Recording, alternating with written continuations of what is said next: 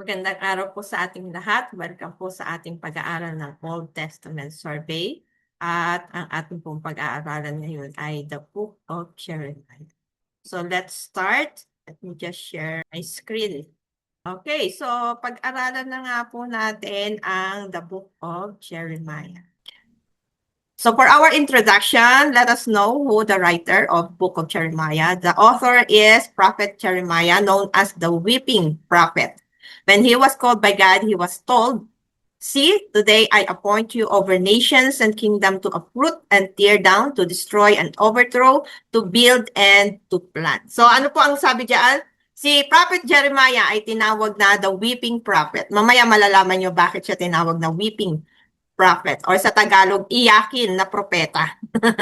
No? So, nung tinawag siya ng Panginoon, bata lang itong si Jeremiah. Hindi man binanggit kung ilang taon siya, pero ang sabi doon, young man. So, ibig sabihin, sa panahon kasi noon, pag sinabi nating young man, it's between 12 years old. No? So, nag-i-start ang puberty nila at the age of 12. So, hindi man binanggit, siguro ang age ni Prophet Jeremiah diyan is about, sabi na natin 16 to 18 years old. Well, hindi natin alam. Pero si Prophet Jeremiah, batang-bata pa lang siya. Sinusundan niya na talaga yung batas ng Panginoon. At never siya nakalimot sa Panginoon pagdating sa pagbuburi, sa pananalangin. Kumbaga yung heart niya o yung buhay niya, inilagay niya na talaga sa Lord. The Lord God Father. Okay? So, sabi dito, si Jeremiah, nung tinawag siya, sabi ng Diyos sa kanya, i-appoint kita over nations. Hindi lang po isa, ha? Over nations. Ibig sabihin sa lahat ng mga nations, i-appoint siya as prophet, as priest na rin. No? Kasi si Jeremiah ay naging priest din siya ng mga Israelites. So, over the nation, meaning ang daming nation yan. Kaya nga, from time to time, kino-quote ni Jesus Christ yung mga sinasabi din ni Prophet Jeremiah. Aside from, of course, marami siyang kinote no, doon sa Isaiah or the book of Isaiah. Even in Jeremiah, nagko-quote si Jesus Christ ng mga sinabi ni Jeremiah dyan. Sabi ng Diyos sa kanya, ikaw ay gagamitin ko to uproot. When we say uproot, pagbubunot, no? Ano bang bubunutin dyan? Maraming mga kasalanan ng mga Israel na kailangan bunutin. Kasi hanggat hindi binubunot yan sa buhay ng tao, hindi makikita sa kanila yung covenant ng Lord. Mawawalang bisa. Okay? So ano pa? Sabi ni Lord, gagamitin din kita to tear down. When we say tear down, wasakin. No? Just like to destroy. Tear down, as in, putol-putulin ba? No? Punit-punitin. Di ba? Kasi, di ba? Sabi ng Panginoon, itong mga Israelites na to, sumusobra na sila. Kaya i-tear down na sila talaga. No, guluhin, bunutin, no, sirain, and overthrow. When we say overthrow, itatapon. Saan sila itinapon? Sa land of Babylonian. Mamaya po malalaman ninyo. Pero, sabi ni God sa kanya, hindi lang kita gagawin ganyan. But, gagawin din kitang to build and to plant. So, yung pagkaka-appoint kay Jeremiah is not only para i-destroy ang mga Israelites, ibigay yung punishment ng Lord, but gusto rin ng Diyos na gamitin si Jeremiah para i-proclaim yung hope. Kaya nga, di ba? Lagi natin kino-quote yung Jeremiah 29:11. No? My plans for you is to prosper you, to give you hope and a good future. So, si Lord kasi, meron kasi siyang damdamin na merciful, pero just din siya na Diyos. Hindi niya hahayaan na hindi i-punish yung mga tao. Pero, andun pa rin yung mercy ng Lord, yung grace niya na mag-forgive. So, this book was compiled together with scribe Baruch.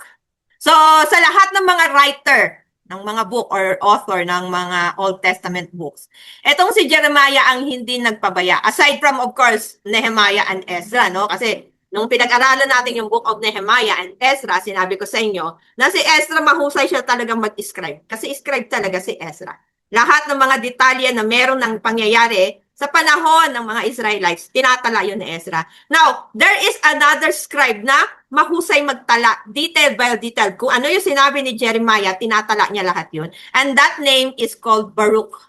So, itong si scribe Baruch at si Jeremiah, sila yung nag-compile ng lahat ng mga historical events na nangyari sa panahon ng mga Israelite before the captivity from Babylon. And And when it was written, it is written between 587 to 538 BCE. What is BCE? Before Christ's existence. It was written before the final years of Judah, before the captivity of Babylon. So bago na-captive sila sa Babylon, na-compiled na yan. Kasi nga sinabi na ng Diyos kay Jeremiah kung ano ang kahihinatnan ng mga Israelites, particularly yung Judah. Kasi that time, di ba, naghiwalay yung kingdom ng southern at northern. Kaya ano na lang natira? Yung southern. Yung northern, naubos lahat yon. Wala nang sumulpot na hari. At ang natira is yung southern, which is the tribe of Judah. So ang tawag na that time sa tribo ng mga Israelites is the tribe of Judah. Hindi na sila tinawag na Israel. Why? Kasi nga, naubos yung northern. At naubos yung, naubos ang northern, na natira na lang ang southern. Kaya, nung maubos yon, syempre, naghiwalay na, hindi na buo. Dalawa na lang kasi ang natira. Yung dalawang tribo, yung Benjaminites at saka yung Judah. So finally, it was known as, ang Israelite was known as the tribe of Judah. Okay, so from then on, tinawag na silang Judah, hindi na Israel. The book is a mixture of poetry, narrative, and prophetic oracles. So ang libro na to, more on poetry, tsaka oracles. Although meron mang narrative or historical na sinasabi dito, no? Or yung word by word na literal na sinabi ng Diyos. Pero karamihan dito is poetry and oracles. When you say oracles, parang pakanta. Poetry is poem, no? At dahil poetry and poem yan, karamihan ng mga sinasabi dyan ni Jeremiah, mahirap intindihin. Unless na lang ipapaliwanag ito ni Jeremiah. So ganyan ang pagkakasulat ng Jeremiah. Kaya ang Jeremiah, mahirap siyang i-explain. Unless na lang, yung wisdom ng Lord at yung spirit ng Lord sumaiyo. Tsaka mo lang mauunawaan ang book of Jeremiah. Tsaka mo lang maiintindihan yung mga pangyayari, bakit ito sinabi ng Diyos sa mga Israelites. Pero kapag wala ang gabay ng banal na espiritu, mahirap mong mauunawaan yan. Lalo na kung literal lang ang pag-i-interpret mo. So the book of Jeremiah is the longest book in the Bible in terms of words and verses. Napakahaba niyan, 52 chapters, at sa bawat chapters ang haba ng mga verses. Ilang verses sa bawat chapters. This is the reason why it is called Major Prophet Book. And it is the composition of historical, non-chronological arrangement, and its blend of diverse literary genre. Okay, so ganyan po ang Book of Jeremiah. Napaka-historic niya. At the same time, hindi mo maiintindihan alin ang nauna at alin ang huli na sinabi or alin ang kalagitnaan na sinabi. Kasi parang halo-halo yan. Wala talagang specific na chronological or organized na arrangement yung Book of Jeremiah. And some of the sayings ay nasa Lamentation din because Jeremiah is also the author of Lamentation. Kaya kung papansinin ninyo, yung mga ibang salita ni Jeremiah napunta doon sa Book of Lamentation. Kasi doon sa Book of Lamentation, doon yung makikita yung damdamin, yung emosyon, yung matinding sorrowful, yung matinding sadness na kinaharap ni Jeremiah habang nakikita niya sa kanyang vision, habang naririnig niya yung mga pananalita ng Diyos kung paano i-destroy ang Israel. Okay? Let's go to the next page. Jeremiah is a prophetic book that reports the ministry of the prophet Jeremiah to the people of Israel, both before primarily and after the fall of Jerusalem to the Babylonians in 587 BCE. The prophetic oracle of Jeremiah speaks sharply of words of indictment and judgment to the people he accuses as of idolatry and various other sorts of sin. Initially, Jeremiah speaks in the hope that they will turn from their wicked ways, but in the wake of the lack of repentance to the prophet portrays inevitable judgment. Book of Jeremiah, mga kapatid, in other words, no, ito po ay punong-puno ng mga pananalita ng Diyos na matitindi. Kumbaga, hindi mo matatanggap yung mga pananalita na binibitawan dito ni Jeremiah. Na para bang iisipin mo, napaka-judgmental ng taong ito. Sa lahat ng mga prophet, si Jeremiah po ang pinakamatalim na salita na nagbitaw ng mga hindi magagandang bagay sa mga Israelites. Kaya nga to the point na si Jeremiah ay kinidnap, no, at gustong ipapatay ito. At dinala siya sa Egypt para na sa ganon, mawala na yung curses na binitawan ni Jeremiah sa mga Israelites. Kaya lang, hindi naman galing kay Jeremiah yon. Tatandaan po natin, once na may isang propeta na humarap sa inyo, hindi po ang nagsasalita diyan is yung tao mismo. No. Alam niyo ba, ang isang propeta, pag once na nagsalita yan, makakalimutan niya na kagad yung mga nabitawan niyang salita. Meron nga isa sa akin nag-approach kahapon lang, no, nung pinag-pray over namin sila. Hindi ko matandaan kung ano yung sinabi ko sa kanya nung nasa summer camp kami. At halos talaga wala akong matandaan. Hanggang sa, nung pinag-pray over na lang namin sila, kasi aalis na nga, uuwi na ng Singapore. At nung pinag-pray over na, doon na pinaalala sa akin ng Lord kung ano yung mga binitawang kong pananalita sa Kanya. And after prayer, tsaka ko sinabi sa Kanya, natandaan ko na yung mga sinabi ko sa iyo noong nasa summer camp tayo. Ito yung mga pananalita ng mga sinabi ko sa iyo.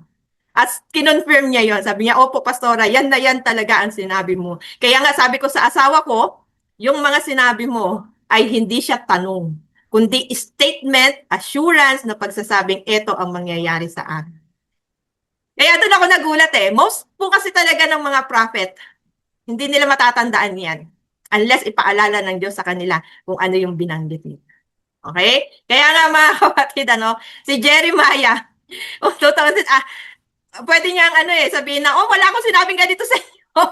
Pero para hindi makalimutan ni Jeremiah kung ano yung talaga yung mga sinabi ng Lord in detail, sinulat niya ito together with Baruch para may witness siya na ito talaga ang sinabi ng Lord. Sige, isulat natin nang sa ganon, pag ito ay napulfill, walang magsasabi na, hindi yan sinabi, hindi, ito ang sinabi ni Jeremiah. Walang magsasabing ganon.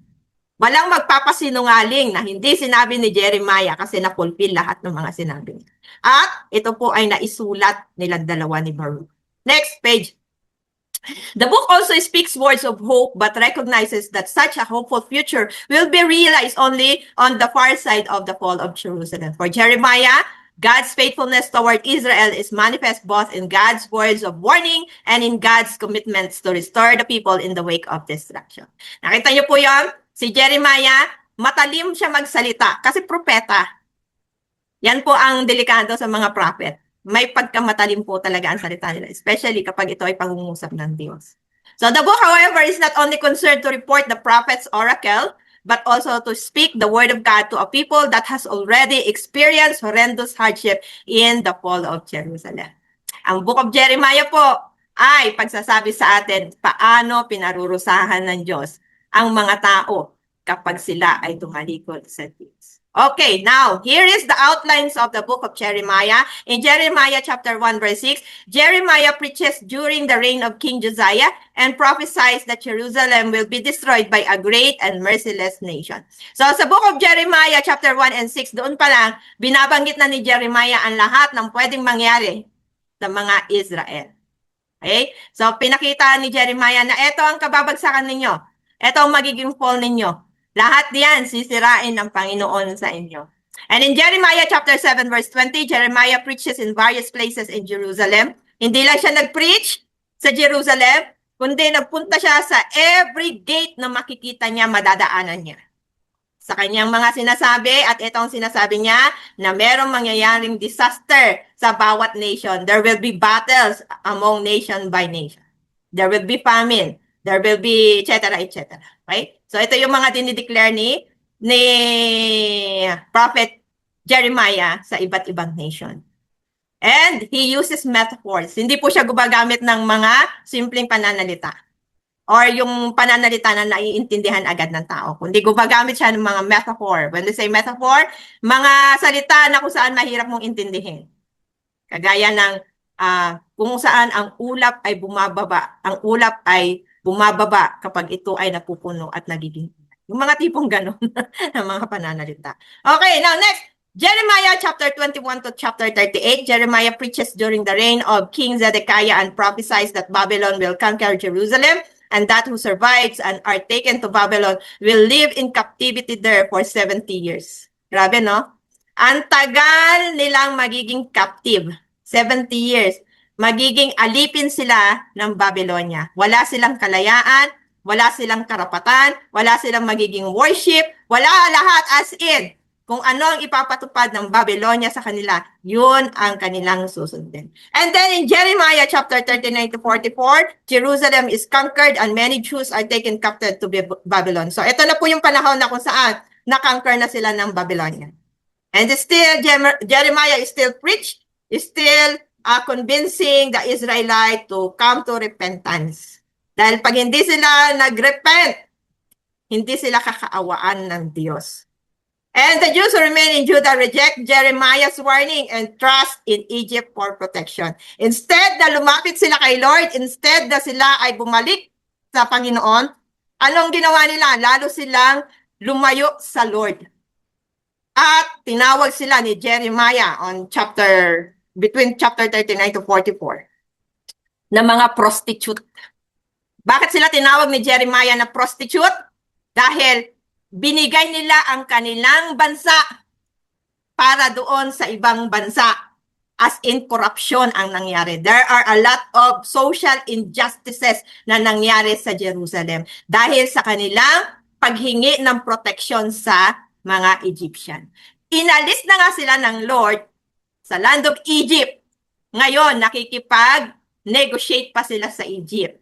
No? Na sige, kami ay kakampisan nyo just in case kayo ay magkaroon ng labanan between the Babylon. Kakampihan namin kayo. Basta bigyan nyo kami ng protection. Ibinenta nila ang kanilang mga babae, no? Doon sa mga kalalakihan ng mga Egyptian. Pinangasawa. Kaya merong mga Hudyo na ang napangasawa is mga Egyptian. Nakita nyo po yung yung ginawa nilang kalapastanganan doon sa pangalan ng Diyos. Hindi na sila nakontento no? Lumayo na nga sila sa Panginoon, nag-idol worship na nga sila, nagawa na sila ng mga ribulto, at yung kanilang mga altar, ginawa na nilang altar na kung saan nagsusunog na sila. No? Nagsasacrifice sila ng mga bata, naghahandog na sila. Na supposed to be yung altar ng Lord, dapat lang ang kinakatay doon ay hayop. Nagpapatay na sila ng bata. Ganyan, kagrabe yung ginawa ng mga Israelites kay Lord. Antindi. Na supposed to be dapat, hindi sila lumalayo sa Diyos. Nagpapatuloy dapat sila sa kanilang paglilingkod sa Diyos. Na dapat sana, ang kanilang paglilingkod ay para lang sa Diyos. Anong ginawa nila? Umalis sila, ibinenta nila ang kanilang mga sarili sa mga taga-Ehipto, at nag-idol worship, nag-sacrifice sila, nagpunta sila sa ibang mga pag-worship, at hindi nila sinunod yung salita ni Prophet Jeremiah. Kaya, ano nangyari sa kanila? Na-captive sila. Dito sa chapter 39 to 44, na-captive na sila. Kahit pa kinampihan nila ang Egypt, walang nangyari. Now, in Jeremiah chapter 45, Jeremiah promises Baruch, he scribed that the Lord will preserve Baruch's life. Ito po ang kasi darating na sa punto, nakakatayin na ng Diyos. No? I-destroy na ng Diyos ang Jerusalem at marami nang papatayin ng mga mananampalataya ng Diyos noon na naging faithful. Kasi ang utos ng kingdom ni Nebuchadnezzar, lahat ng sasampalataya sa Diyos na sinasamba ng mga Israel, lahat sila katayin. Pero sabi ni Baruch, pwede ba na i-preserve yung buhay ko? Na wag na akong mapatay, kasamang mapatay. Kahit nasabihin ko pa din na ako ay maglilingkod sa Panginoon. Grinant po yon ni Jeremiah sa kanya. Nung nag-request si Jeremiah kay Lord, ang sabi ng Diyos sa kanya, surely I will preserve Baruch's life and his family. Kaya walang kahit isa man sa pamilya ni Baruch ang namatay. At kahit si Baruch, hindi po siya pinatay that time. Yung iba lang po. Okay? So Jeremiah chapter 46 to chapter 52, Jeremiah prophesies concerning the destruction of the Palestine, Moabites, Babylonian, and other foreign peoples. So eto na yung conclusion ng lahat. So nung nanumbalik na sila sa Panginoon. Kasi ang book of Jeremiah is nauna po ito sa book of Nehemiah and Ezra. Kaya yung kwento ni Jeremiah, bagamat nauna yung Nehemiah and then Ezra, and then Isaiah, and then Jeremiah, kahit po nauna yung mga yan, na book, bago ang Jeremiah, still, pinakaunang-una pa din ay ang book of Jeremiah. No? Book of Jeremiah, and then Isaiah, and then Nehemiah, and then Ezra. Actually nga, nauna pa nga yung Esther sa book of, hindi, tama, huli ang Esther. Kasi Jeremiah, Isaiah, and then Nehemiah, Ezra, and then Esther.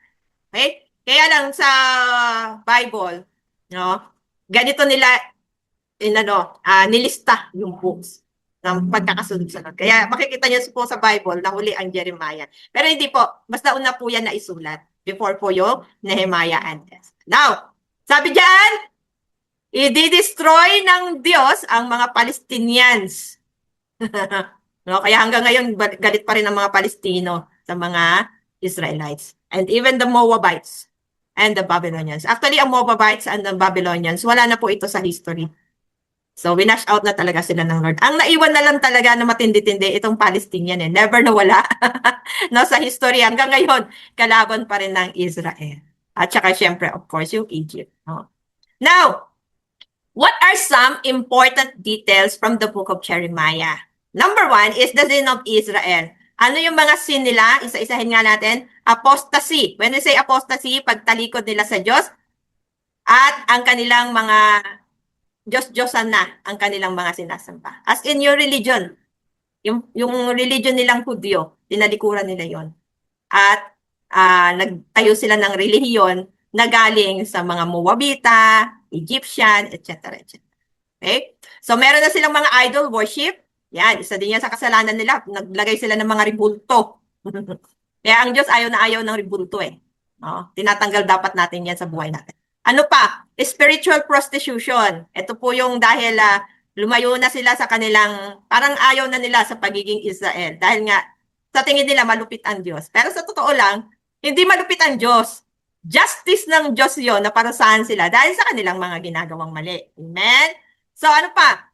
They replace the temple with an altar that sacrifices human or child. Ito ang matindi sa lahat at hindi nagustuhan ng Diyos ito. Yung pagsasakripisyo nila ng mga bata. At yung iba, virgin na babae. Okay? Ano pa? Matinding korupsyon. Parang nangyayari lang sa Pilipinas ngayon, no? Sobrang matinding korupsyon. Abandonment of the law. Hindi na nila pinakikinggan ang mga batas na pinapatupad. At napakaraming social injustices. Yung isa na dyan is yung pag foreigner ka, gawin ka nilang alipin. Ayaw ng Diyos yung ganun eh. Gusto ng Diyos, pantay lang ang treatment mo. Whether you are a foreigner or a local, dapat pantay lang ang treatment. Pero sa kanila, pag ikaw ay foreigner, bibigyan kanila ng matindi-tinding injustices. As in, yung iba pa nga pinapatay, yung iba pa nga hindi na pinapasahod, etc. etc. Okay? So, number 2, isa pang bagay na dapat nating maunawaan sa book of Jeremiah is the judgment na ipinataw ng Lord sa Israel. Ano yung judgment na yun? 70 years na sila ay ika-captive ng Babylon. Ang tagal, no? Ang Pilipinas nga, hindi 70 years eh. Pero ang tagal din pala ng Pilipinas sa kuko ng mga Spaniards. No? Napakatagal din. Okay, next is the rejection of God's warning in God's words of warning, an oracle given by Jeremiah to the leaders of Israel and to the priests. Nag-warning si Jeremiah hindi lamang sa mga leader ng mga Israelites, sa leader ng mga bawat tribo. Nag-warning din siya sa priest, sa mga pare.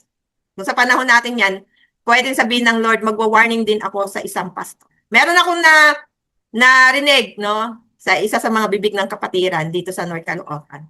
Meron daw silang kilalang pastor na nagsasabong. Sabi ko, paano naging pastor yun? So, yun po. And this shows that God's mercy also have an end to our rebelling people. Tandaan po natin, kapag ikaw ay lumayo sa Diyos, ikaw ay nagrebelde, ayaw mo nang makinig ng mga salita ng Diyos, ang tawag po natin dyan is pagre-rebelde sa Panginoon. Kaya kung ikaw ay ini-invite, halimbawa, mag-attend ka ng gawain, attend ka ng training, at patuloy mo itong nire-reject, ang tawag natin dyan is pagre-rebelde sa Diyos. Kasi, lahat ng ginagamit nating pananalita dito is galing din naman sa salita ng Diyos. Tama po ba ako? So, kung meron ka mang nire-reject, hindi yun si Pastora Eva. Ang nire-reject mo is yung salita mismo ng Diyos.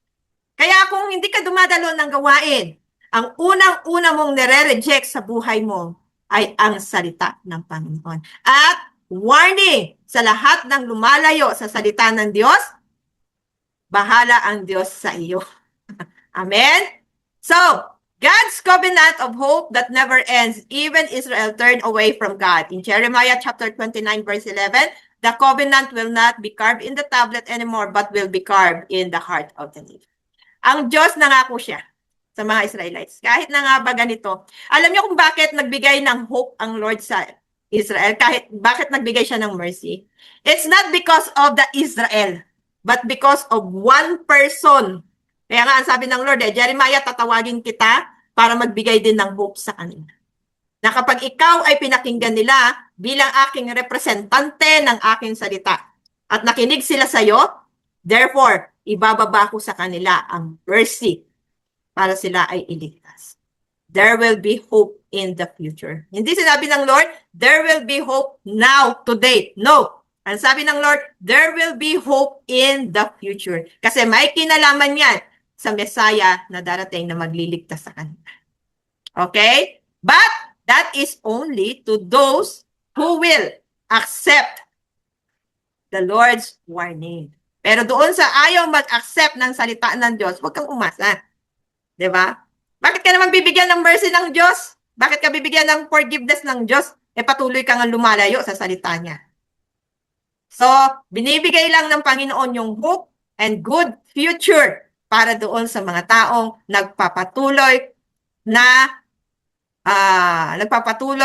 nagpapasakop sa salita.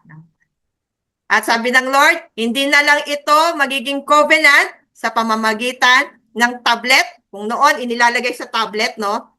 Hindi po yung tablet na ginagamit natin ngayon, kundi tablet na yung stone of tablet. Noon kasi ganun ang pagsusulat ng mga gustong sabihin ng Diyos. Ngayon, hindi na.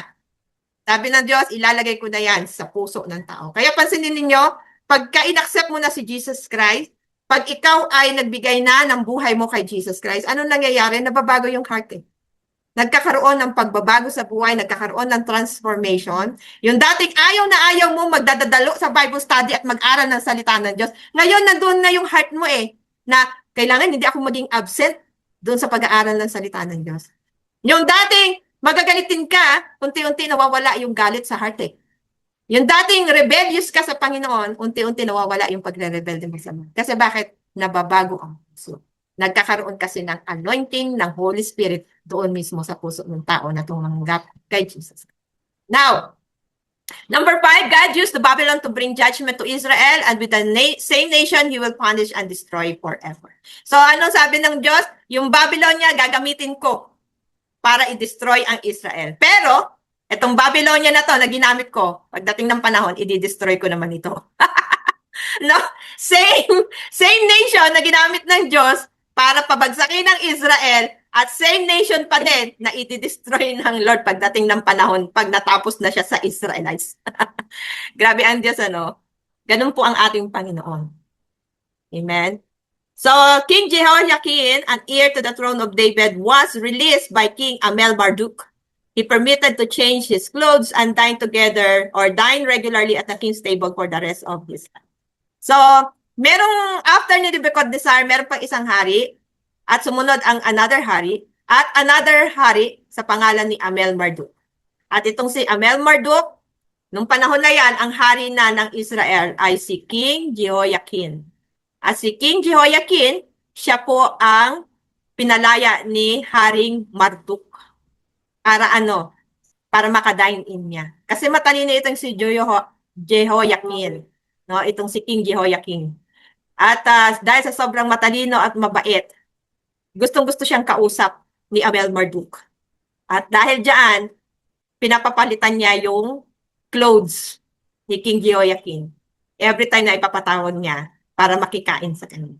Agahan, tanghalian, hapunan, may merienda pa, papatawag niya yan si King Jehoiakim. At kasabay niya siyang kakain. Para naging friend-friend silang dalawa.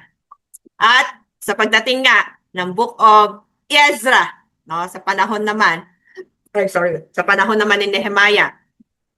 Si Nehemiah naman, ang naging kaibigan niya ay yung king ng Cyrus. Galing Or king of Persia. At doon na nagsimula na napalaya ang mga Israelites at napauwi sa bayan ng Jerusalem. Ang ganda ng istorya ng Bible, ano? Ang ganda ng istorya ng Israelites, punong-puno po ng pagbibigay din ng warning sa ating lahat. Na ang Diyos, hindi po siya tahimik sa mga taong rebelde sa Kanya. Mga taong lumalayo sa Kanya. Hindi po ganun ang ating Panginoon na wala siyang, or pikit mata niya na lang na ina-accept yung mga ginagawa natin, ng mga kamalian. Hindi po ganun ang Diyos. Lahat yan nakikita ng Diyos. Akala natin, wala lang.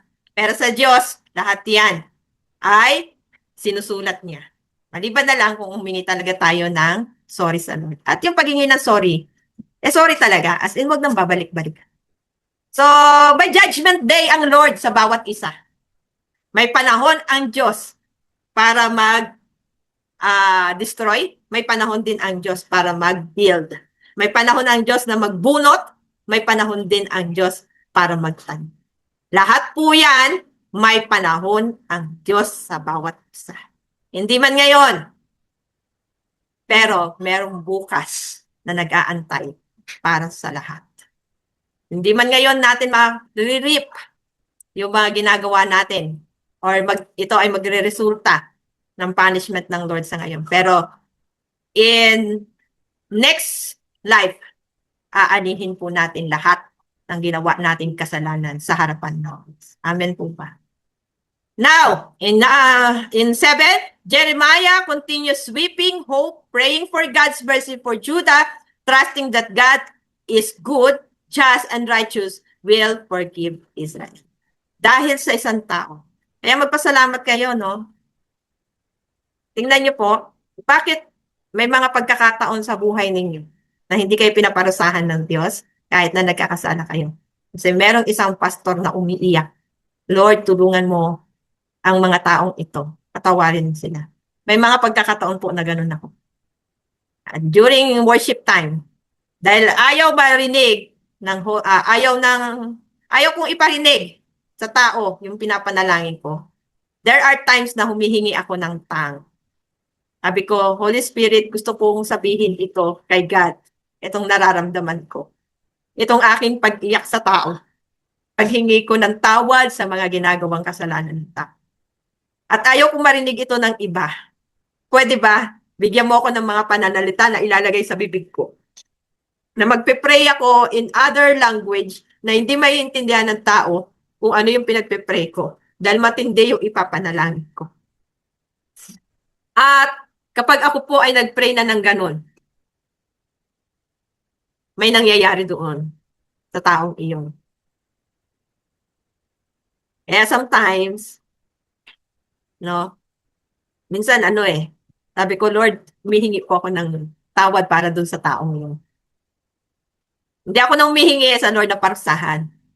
Humihingi po ako ng tawad doon sa ginawa ng taong yun, Lord. At sana, ma-realize niya pagdating ng panahon, yung ginawa niyang mali. So, yun po, no? Ganun po talaga eh.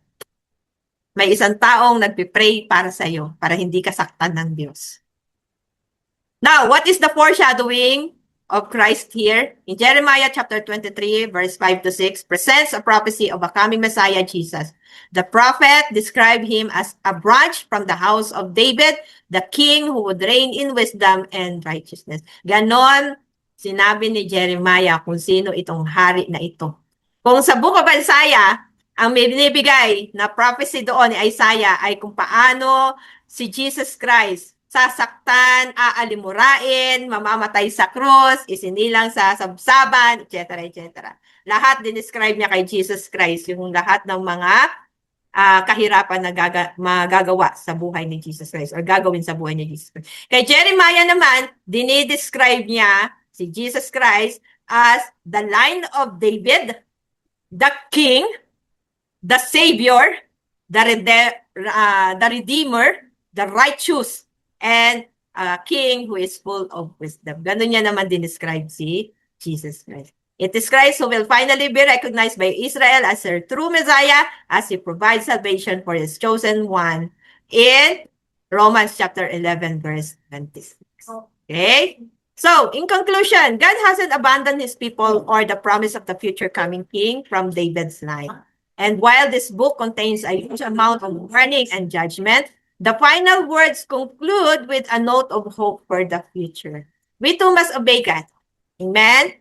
Tayo din. Kung ano yung nangyari doon sa mga buhay ng mga Israelites, pwede rin mangyari yun sa atin. So, ano ang warning ng Lord using the book of Jeremiah?